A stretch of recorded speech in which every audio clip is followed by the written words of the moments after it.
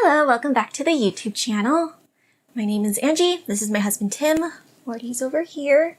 And today we are recapping from An Empty Windowsill. Sorry to see those plants go. I'm sure it'll make more sense later. I have no idea. I'm gonna find out. I have no announcements this week, so let's get into the episode. Woot. Seeking Sister Wife, Season 5, Episode 2, Seeking Danielle Davis. The title is very reminiscent of the other docuseries Lifetime has got going on. Granted, they're not the same network. I think it's called Seeking Wendy Williams. Oh, yes. And there's also Desperately Seeking Susan. What other seeking stuff is there? Seeking plot and sister wives? I don't know. The episode starts off with the Merrifields in Buena Vista, Colorado. We watch a continuation of the two conversations between Samantha and Danielle and Sam and Garrick, who, of course, are discussing Natalia. By the way, I made a mistake last episode. I thought Samantha and Garrick were siblings. I was wrong. Sam and Danielle are siblings. Just wanted to put that out there in case anyone else caught that. The conversations we're subjected to are two different ones, but they're discussing the same topic. Sam tries to laugh off this new piece of information. He goes, "Another girl from Brazil, huh? You're crazy, man." The definition of insanity is doing the same thing over and over again and expecting different results. Danielle voices that their new girlfriend is a very sweet woman. Samantha isn't buying it. She declares that all their lovers always start out that way. No surprise, Samantha is worried, saying Roberta left a bad taste in her mouth and is concerned this current relationship will end the same way. She recommends to her sister-in-law to take some time and space to collect their thoughts before getting into bed with this new person. Samantha asks if Natalia can speak English. Like Roberta, it is revealed that she in fact does not speak it. Or at least according to Danielle, does not speak it very well. Super convenient. I'm beginning to wonder whether or not they're doing that on purpose. What, pursuing foreign women for the sake of a language barrier? That, and also, it's a lot easier to control somebody when they're in a foreign country and they don't speak the language. Oh. That's kind of nefarious, but yeah. Yeah, that means she's on an island by herself if she literally can't talk to anyone. Yeah. Samantha stifles a laugh. Sam takes over the conversation. He asks Garrick why are they dating this woman, knowing that the language barrier was a major issue with Roberta. For some reason, Garrick doesn't think that that was a factor in hindering the relationship. Instead, he chalks up the complications to Roberta's own deceptive and swindling nature. He maintains that their ex was using them for money. Weren't they using her for sex? So, it's a two-way street. Don't think that you were the only ones that wasn't getting anything out of it. Like a quid pro quo situation. Danielle explains that they were apprehensive to date someone from another country. She then gives us the biggest lie of the entire show. I swear, we're not stupid. These two idiots, I can't even. There's such a red flag when somebody decides, you know, this whole country, they're not working for me. I'm going to go to another country to get my ladies. It definitely says something about Garrick, probably even Danielle, that they can't even locally source any crazy women living in the States. I mean, everybody else seems to be able to do it. It seems at this point he just wants a Brazilian woman. He definitely has a preference for that ethnicity. Also, it doesn't help that they're mostly impoverished. Of course, they're going to jump at the chance of dating someone in the U.S. Yeah, you can't tell me that there isn't a financial aspect, especially considering how much money these two seem to be throwing at these women. So far, the Merrifields have been in contact with Natalia for 4 months. Just like with their ex, they are planning to meet with her in Mexico. Danielle isn't fully on board with this new courtship, mentioning that the aftermath from Roberta has left her distrustful of potential sister wives. The only reason they are pursuing someone else so soon is because Garrick needs a distraction to take his mind off the breakup. That's the thing. Bumpin' Uglies doesn't have a language barrier. Garrick is using the Bible as his private ticket to sacred Pound Town. Knowing that there is no hope to change course, Sam then tries to have Garrick set some boundaries. He advises his brother-in-law to not send Natalia money. Garrick claims he hasn't. Moreover, she hasn't asked for financial help yet. Sam then asks if Natalia works. Garrick states that she has just graduated law school, but is currently unemployed and is applying for several positions as they speak. Sam is skeptical, telling Garrick that that might be a lie. He worries for Garrick, saying he gets horny, lovesick too easily. Sam advocates that they need to get to know Natalia in other ways besides through the phone.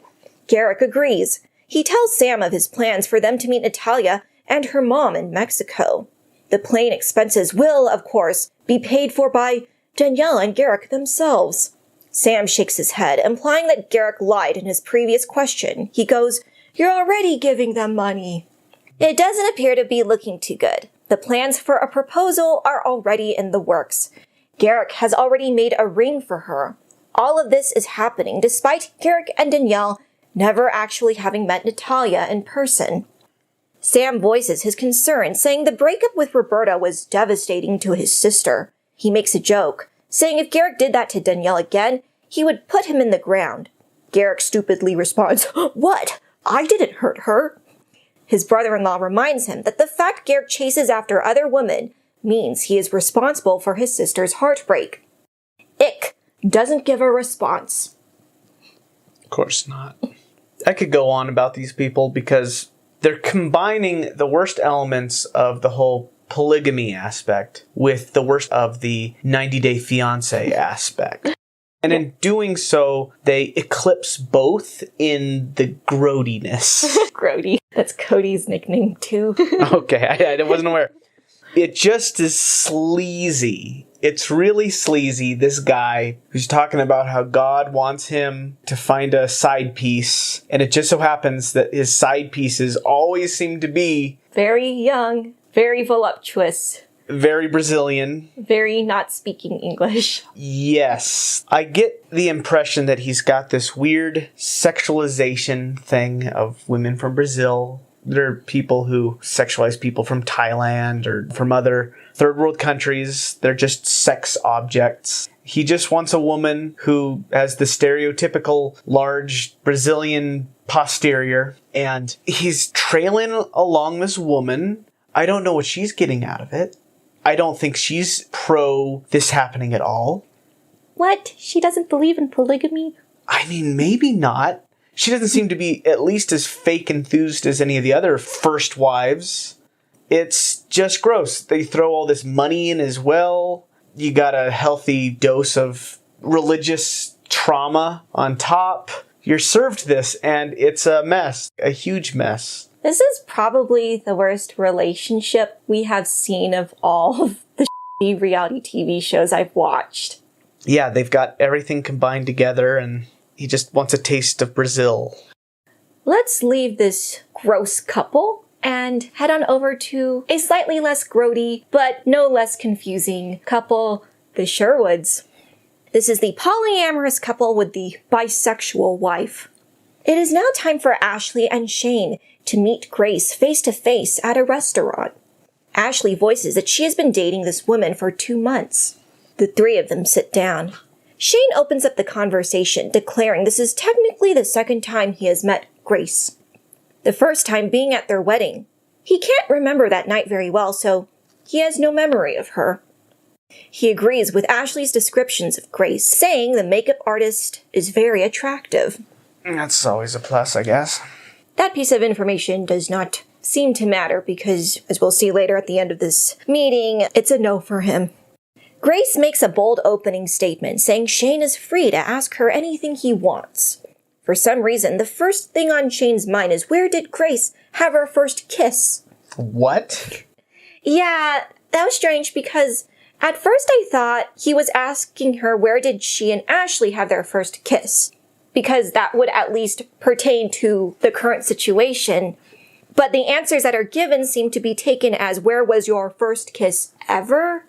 Why would he even be caring where he kissed the wife earlier? What information is he trying to glean from this?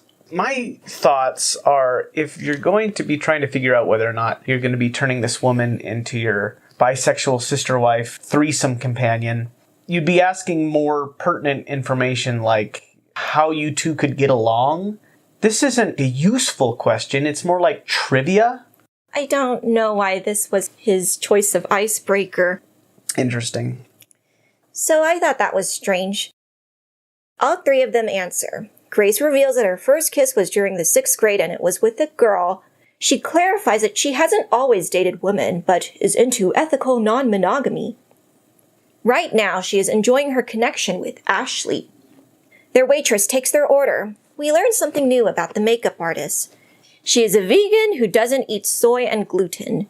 She orders a salad that meets those requirements. Shane orders the complete opposite with some steak. They sit in silence for a few seconds. In a confessional, the nervous man discloses that the fact Grace isn't curious about him is worrisome. He labels that complacency as a red flag. It kind of is. That this woman is only interested in your wife? Yeah. He wastes no time getting to the point. He voices that he was a bit troubled, that Grace didn't want to meet with him for weeks. His concern was that she would steal Ashley away. Grace does a poor job of acknowledging his confession of jealousy, replying that she was at their wedding.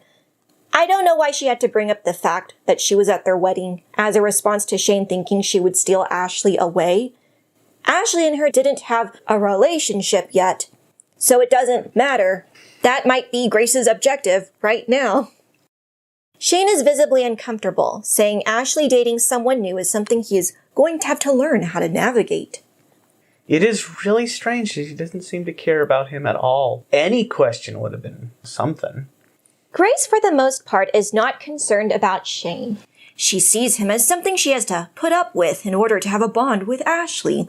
Camaraderie is the bar she is hoping to achieve with him. I think this confirms my suspicion. Ashley isn't looking for a wife for Shane. She's looking for a wife for herself and a sister wife for Shane. Yeah, that kind of puts everything on its head, because it's almost always the opposite. It's the man who's getting everything, but it inverts it, and it makes the man seem like the sad one who's just going along with this. Because it's always the women that are the sad ones? Yeah, it's almost always the women that are sad ones. I feel so bad for Shane. He's just sitting there with an awkward smile on his face as he has to witness his wife as she's looking for women that she wants to get it on with. Yes. Shane anxiously steers the conversation to Grace and Ashley's own intimacy. He gestures awkwardly with his hands to represent that. Gosh. I kind of wish that could have been the thing above her head. It's just a hand. Yeah, because I thought that was weird of him to gesticulate in front of his wife and her girlfriend. Something like this. I'm like, stop doing that, man. That's weird. Both ladies say that there has been none of that, save for kissing. The topic segues to Grace's own hobbies. Apparently, she is a coach in the personal developmental field. She acts as a spiritual guide for other entrepreneurs. She mentions that she helps others cultivate a sense of internal peace in their lives. This is done through helping said entrepreneurs remove the blocks and belief systems that are holding them back from achieving a fulfilling life. Shane is confused. Yes, I was about to say, if you can't describe what you do in 6 words, then you're not actually doing anything. Shane seems to agree, and he asks her how that's supposed to work, because he doesn't consider himself a spiritualist. Grace gives a somewhat mystical answer. I communicate with the universe. It's called channeling. This is giving very strong Strive with Janelle vibes. We talked about that in a previous recap where Janelle is also some type of coach or something. Back then I said that I wouldn't be getting advice from her, especially financial advice. From Janelle, really. I am getting a similar vibe from Grace. These kinds of what I would describe as motivational speakers / entrepreneurial coaches seem kind of hokey to me.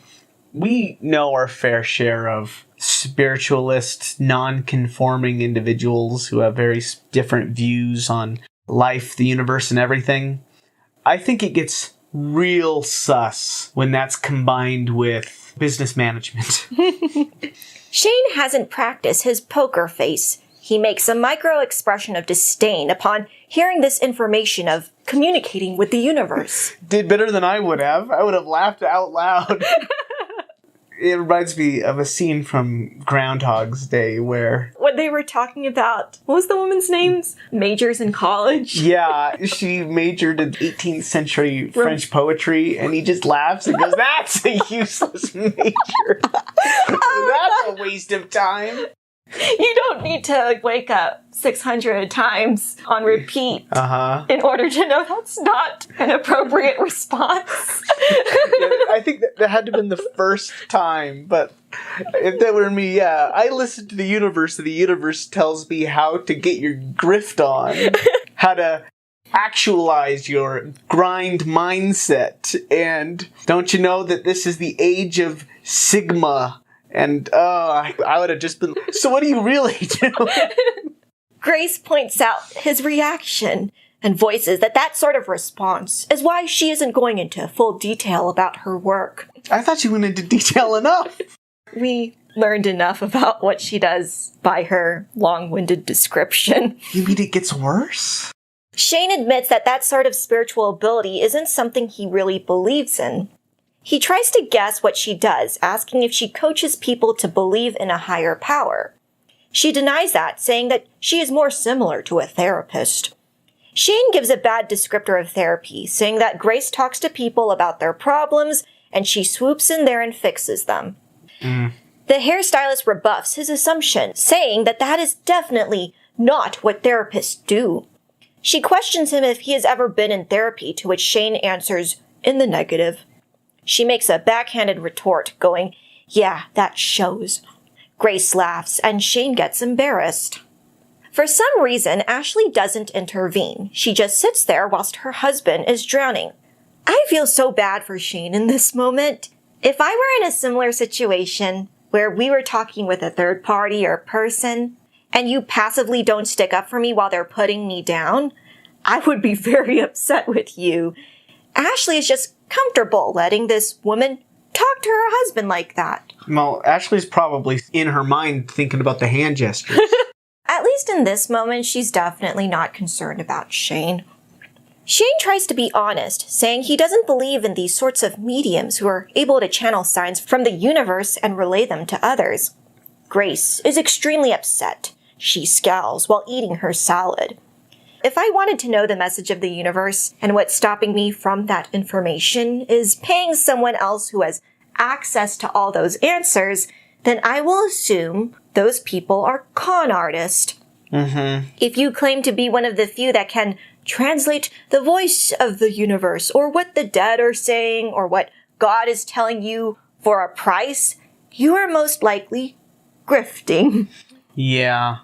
If you really do have this untapped ability to become one with the cosmos, then why are you in like a strip mall helping a bunch of small-time entrepreneurs who are probably MLM people, I'm guessing? Probably. I run a small business, and I'm trying to figure out whether or not a spiritualist would help me. When you put yourself in a position where you purport to be hearing the voice of the universe, you're putting a lot of undue authority on yourself. And that's dangerous? Shane then asks his wife why isn't she chiming in. Ashley excuses herself, saying she was busy eating and didn't feel the need to interrupt. I don't know. Ashley comes off as very immature. To me, that's a deal breaker. I don't care what kind of sister wife you're looking for. That sister wife needs to be respectful to the both of you, not just the one they are in love with. It really does give off the whole, "Are you guys done talking? I kind of want to do those hand gestures thing." Because I just get the feeling that she's enjoying both of them fighting over her. Or that she just really wants to stop being around Shane, and this is the thing that's keeping her around. Grace finally asks Shane to talk about himself. She questions why he diverted from the monogamous lifestyle. He gives a somewhat wholesome answer. He wants Ashley to be happy, first and foremost. He makes it a point to say that the person Ashley chooses needs to also get along with him. If that doesn't happen, it'll create a strain in this marriage to her. It sounds like a threat, a little bit. Whoever she gets with has got to be nice to me, so why don't you back the off? It's a basic requirement. It's a stipulation. You need to be nice to me. You need to tone down the act. Ashley comes off as a coward during this lunch. She refuses to defend Shane, saying she believes she should be more of a bystander. Again, I think she's enjoying this. Shane is already her spouse. I don't mean to be Cody, but her loyalty should be to him first. Yeah. They end the lunch date. Grace voices that she was annoyed at how little Ashley interjected, but still wants to be with her since Ashley claims to be interested in spirituality. How attractive is Ashley? Does it make sense that this Grace woman is going to be, I want this woman? I think Grace is in grifting mode. She might want Ashley because she's trying to be a spiritual coach for her too. And then Ashley will convince Shane that he needs her as a guide. That she wants to come in and take over this group. Yeah, it's another scam. I don't know. I can see that. Grace might convince her that you need a universe translator as well. So I hope she's not trying to scam them, because we've had enough of that this episode. On the other hand, a husband who is enjoying life is Nick Davis. He is seen in the kitchen, fully dressed in a pink dress shirt and black slacks, carrying his 1-year-old daughter, Vera. He proudly announces to the cameras that fatherhood has been treating him well, and has been the best thing to have ever happened to him. He takes his role as a stay-at-home dad very seriously, so he needed to dress the part. Again, he's had a son before, right? Yeah, I think he might have graduated high school, because Seeking Sister Wife took a hiatus for maybe a year, and when we first saw the son, William, he was already a teenager. He might have been 15, 16, I don't know. He flew the coop? Maybe. We don't see him. Interesting. Back to Nick.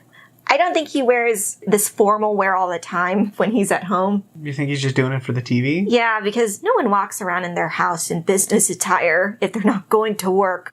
If he's going to pretend to be a scientist, he might as well pretend he's dressed for the part. I wonder if he has a pink lab coat, too. Jennifer, Vera's biological mom, is the first to make it back from her job.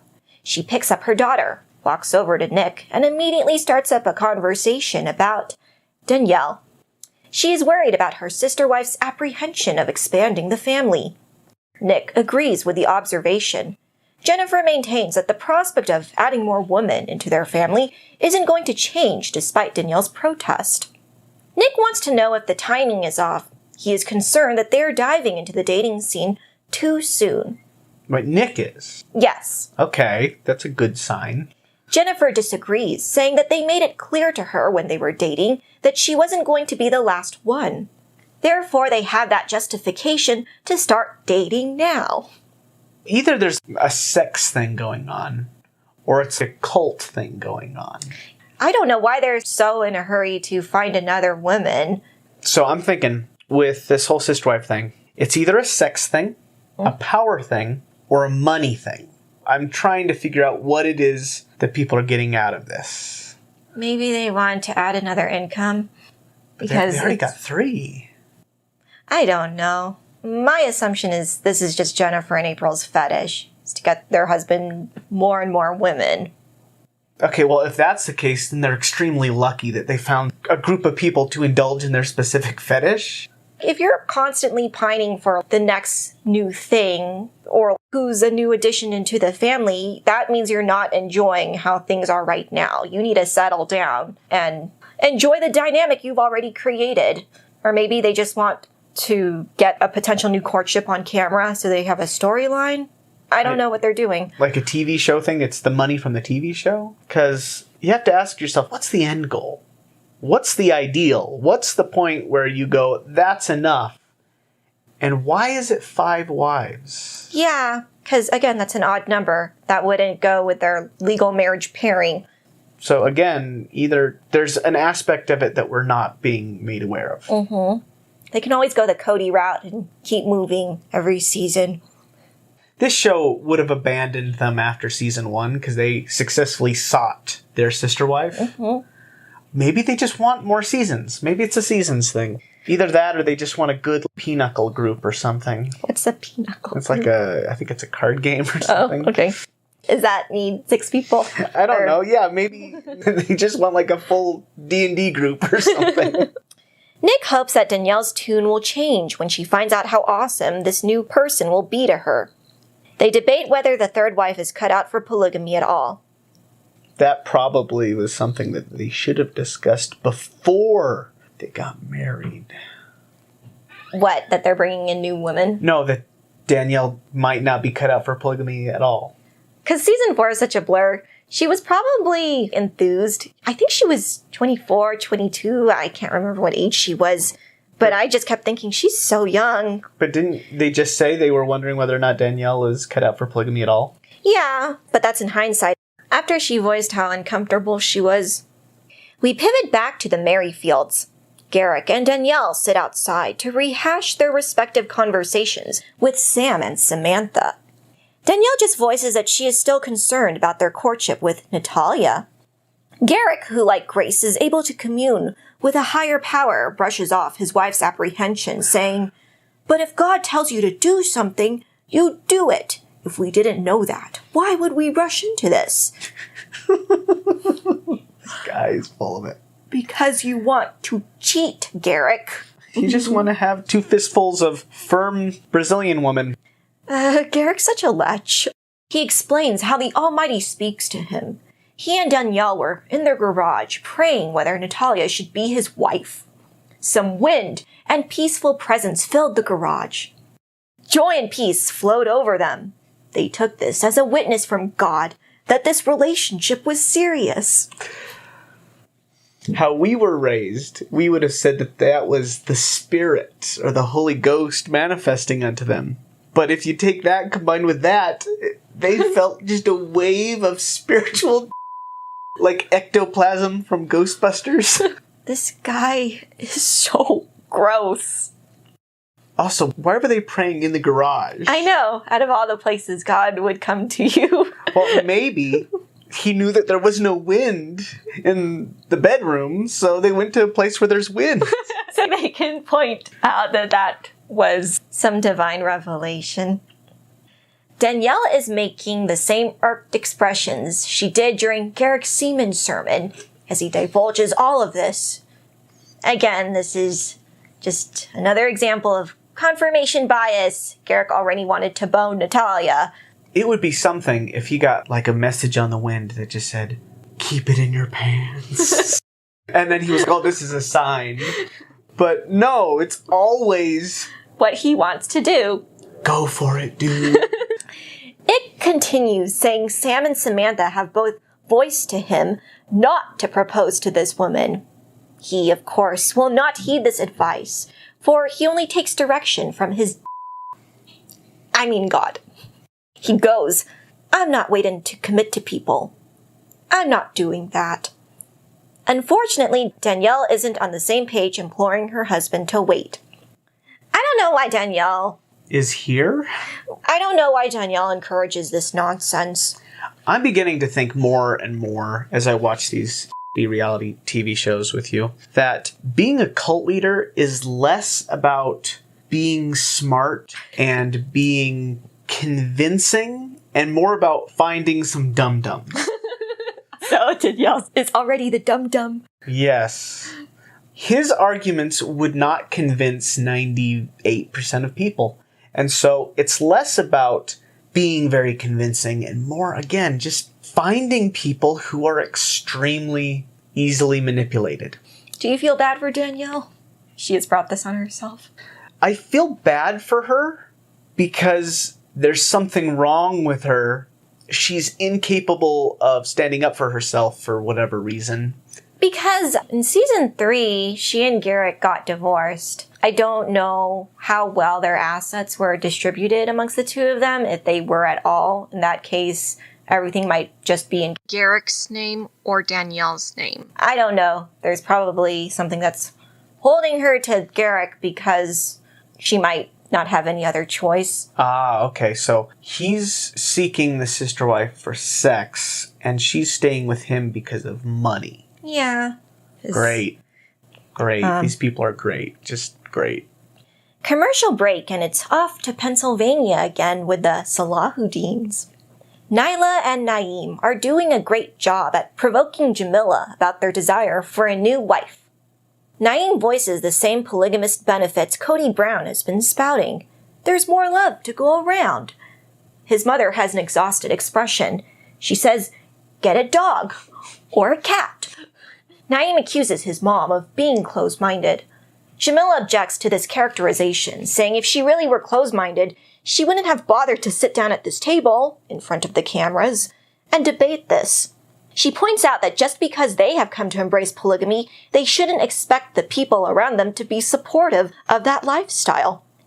Also, I take issue with the idea of love is multiplied, not divided thing, this Cody Brownism. Mm-hmm.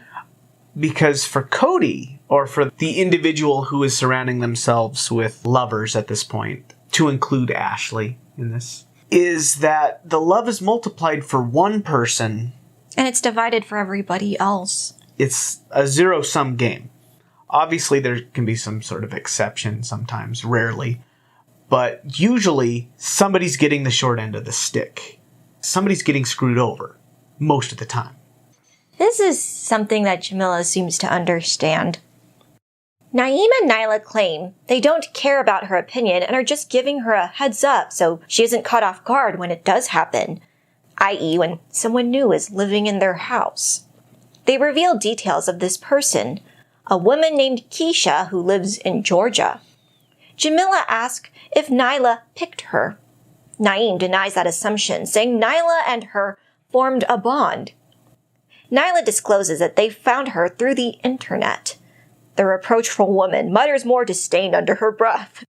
Her son asserts that he and Nyla are going to meet Keisha in person soon. He tells his mom that they know how to navigate this process. Jadzilla goes, "No, sometimes y'all don't." Naeem and Nyla state that they do want this woman to live in the same house as them so they can be one big family. Jadzilla shakes her head, blocking off any further discussion. "I don't want to hear no more."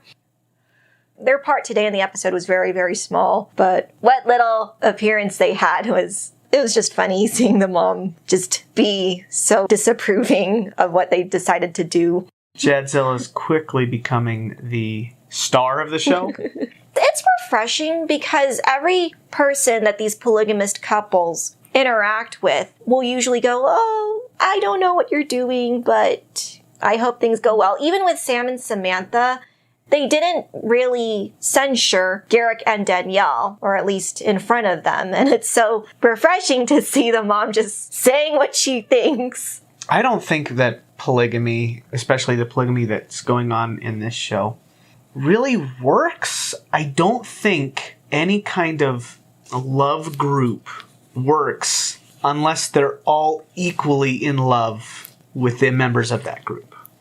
If it's a proper 3 people, that includes getting it on, then I'm sure that that can work. But if it's a situation where I'm just looking for somebody to my husband, and she'll be my best friend, that's a weird power balance type of thing. I mean, 2 people are hard enough to balance as it is. It seems like it's theoretically possible, but in reality, it's practically impossible. Going back to Massachusetts with the Sherwoods, Shane is upfront with Ashley, saying he doesn't think he can get on board with the prospect of Grace being in their family. For once, Ashley shows some alarm. She comments how much of a train wreck this meeting went, saying there were sides to Grace that she's never seen.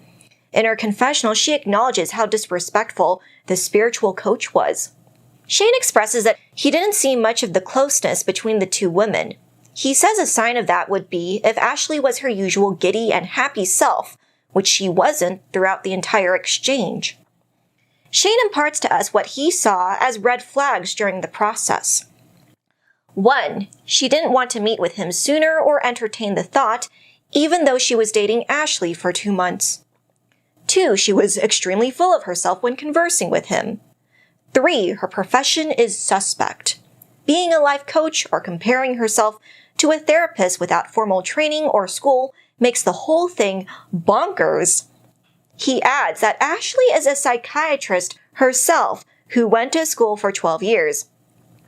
I never would have guessed Ashley is a psychiatrist because in a lot of her interactions, she comes off as not empathetic. To her husband? Yeah, I figured a psychiatrist wouldn't be so oblivious to their partner's feelings. The 4th red flag was how Ashley's body language changed when Grace and him were in the same room. The purpose of this new sister wife was to give Ashley relief.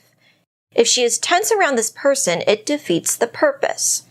She should have been excited, right? Mm-hmm. She's basically, hey, this is this person. What do you think? You think this could work? Do you think that we could put another hand into the gesture pile? What do you think? Instead, she just, oh boy, this gnocchi makes it really hard to talk. Ashley could have acted as a buffer or someone that could have helped facilitate the discussion, but she didn't. Which is confusing, because she's the one that has everything to gain and everything to lose. In summation, Shane doesn't believe Grace thinks of he and Ashley as a package deal. To her, he is more of an annoying friend that she has to put up with, which is an accurate description. Yeah, 100% on his side on this one. So, congratulations, you read her so accurately. And you didn't even need the universe in your ear. As they drive home, Ashley acquiesces to her husband's observations that there was a wall that contributed to the hostility during lunch. Ashley still believes there is some hope Grace could be a part of their lives. Shane is a definite no, but Ashley ignores his resolve. She's thinking, well, maybe she could be my sister wife, but only on the weekends without you around. So, just the 2-hand gesture.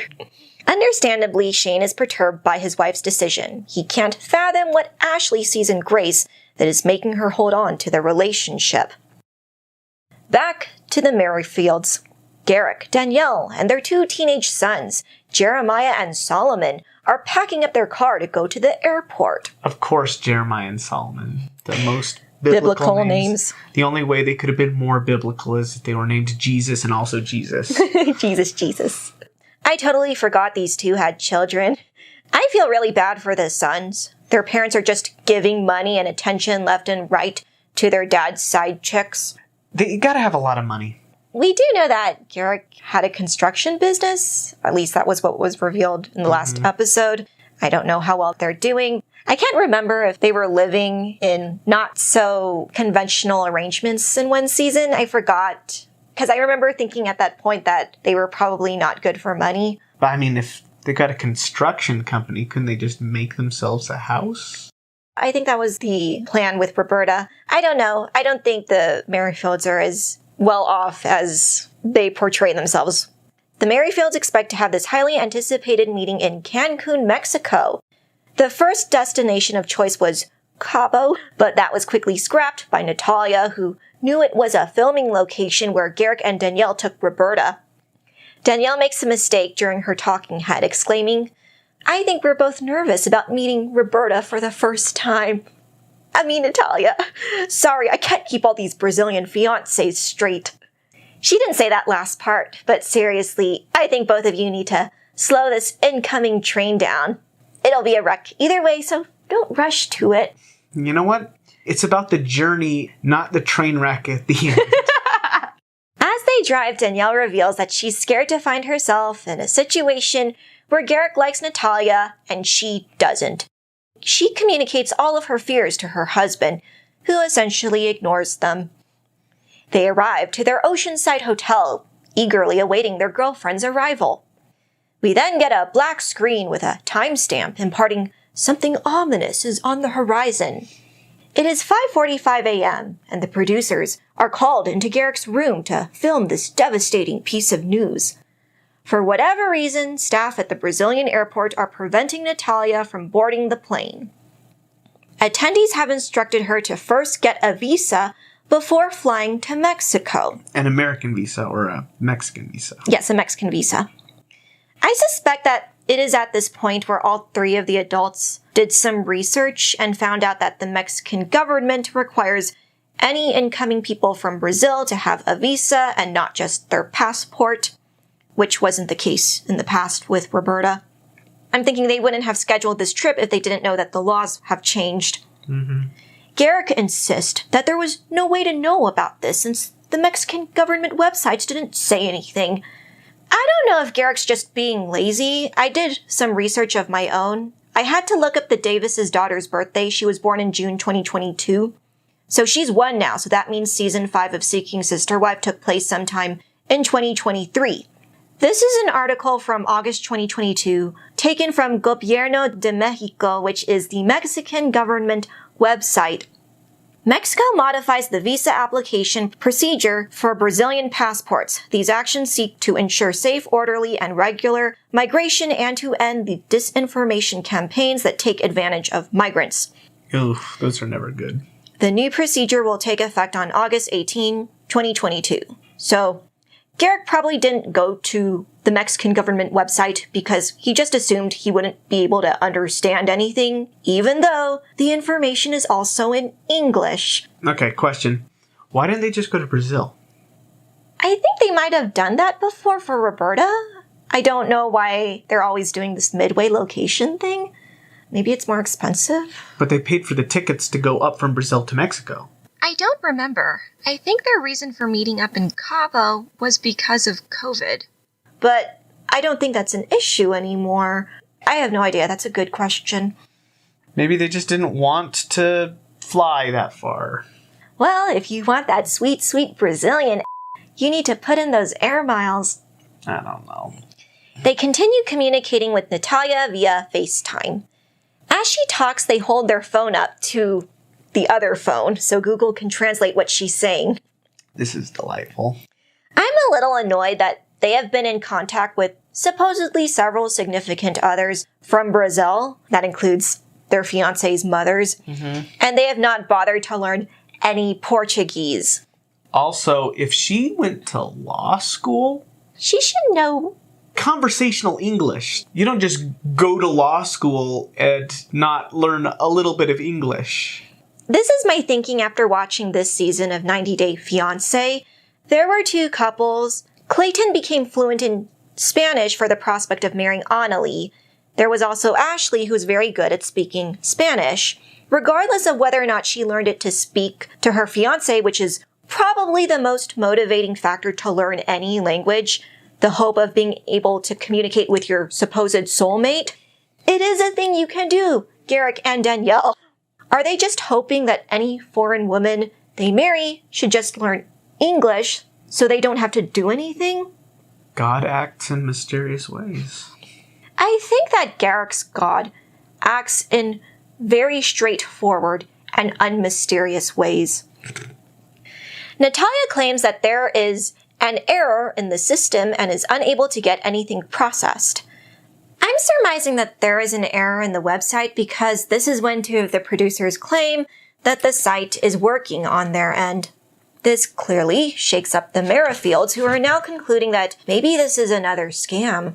Natalia thinks the error in the system has to do with, quote, many Brazilians paying people with advanced software systems to be able to issue a visa. I don't think so. I kind of think the Mexican government's reasoning makes a lot more sufficient. sense. Which is misleading job opportunities in Mexico and misinformation and stuff like that. Yeah, because I didn't understand what Natalia was claiming. Is she saying that because of this influx in many rich Brazilians paying software experts to issue them a visa, it's causing normal people to not access the website? I'm confused. She's being very vague, to say the least. At least she's speaking in English, right? No, this is from the Google Translator. I know, that's the joke. According to the sneak peeks, they do meet with her eventually, so... She's real! Yeah, I just don't know what's happening here. Another family that is facing their own crisis are the Davises. More black screens with foreboding text are shown. This time it says, shortly before the crew was set to film, the producers received a call from Nick. Danielle moved out. Okay. Pikachu face. What? Nick tells the story of how he came to find out about this. He was, of course, home with Vera. He heard a commotion which prompted him to check it out. When he went to the second floor, he realized all the plants were missing from the windowsill. Ah. And Danielle herself was filling up her car. Nick asked her why did she remove the plants.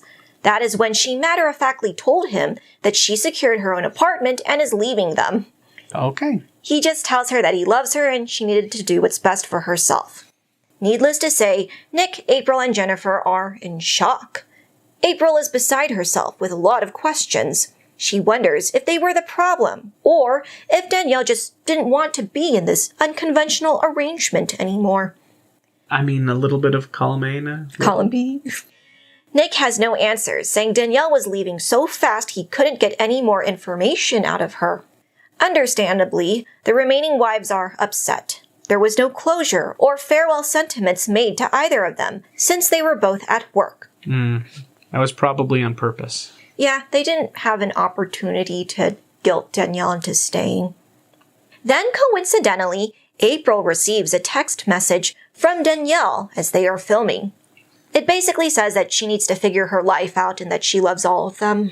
The first wife starts to tear up, saying that they are more than happy for Danielle to return and they wouldn't hold her abrupt break from them against her. I mean, that's definitely possible. Didn't Janelle from Sister Wives do that at some point? She packed up her things and children and moved into her mother's house. She was separated from Cody due to her strife with Mary, and she came back. So we'll have to see if Danielle changes her mind. This is the most amicable breakup any of these Sister Wives relationships have. They're like, oh, that's unfortunate. Have a nice day. It's weird. They go, well, I hope if she does decide to come back, we will ignore this kerfuffle and carry on as if nothing happened. Anyways, I thought it was strange for Danielle to leave barely an episode into this season because she was at the birth of Vera, which was in 2022. So she's been with the Davises for a while. And just when they're filming again, because keep in mind, the show took a short hiatus, that's when Danielle bails. So I don't think she's like the people on Married at First Sight or Robin Brown, where they want to stay in their marriage because they're getting paid per episode. Danielle must have been really stressed out and couldn't handle keeping up the act that she was okay with this anymore. At least she's honest about it. Yeah. Anyways, the conversation ends with Nick, April, and Jennifer looking absolutely dejected. End of episode. I kind of feel like the Davises should be content with the fact that they've got 3 people and it works. They want 6.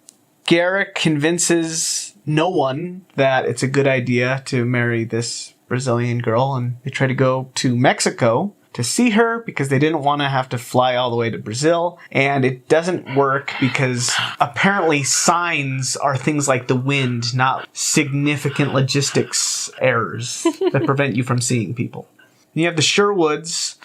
Ashley is on the prowl. They go out to meet with Grace, and it's clear that Shane and Grace are water and oil. Ashley doesn't seem to be interested at all in them not hating each other. Then we get to the Salahuddins.